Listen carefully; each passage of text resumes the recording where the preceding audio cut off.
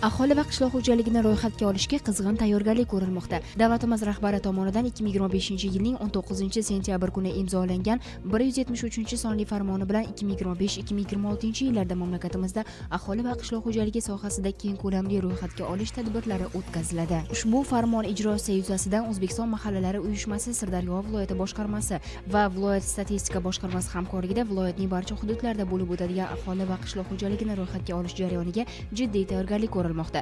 Bu muhim jarayonning samaradorligini ta'minlash maqsadida viloyat hokimligi hamkorligida keng ko'lamli ishlar amalga oshirilmoqda. Ayniqsa ro'yxatga olishda ishtirok etuvchi xodimlar uchun tashkil etilayotgan o'quv amaliy seminarlar muhim ahamiyat kasb etayotir. Ushbu seminarlarda ishtirokchilar aholini ro'yxatga olishning huquqiy asoslari, elektron so'rovnomalar bilan ishlash, axborot kommunikatsiya texnologiyalaridan samarali foydalanish bo'yicha nazariy va amaliy bilimlarga ega bo'lmoqdalar.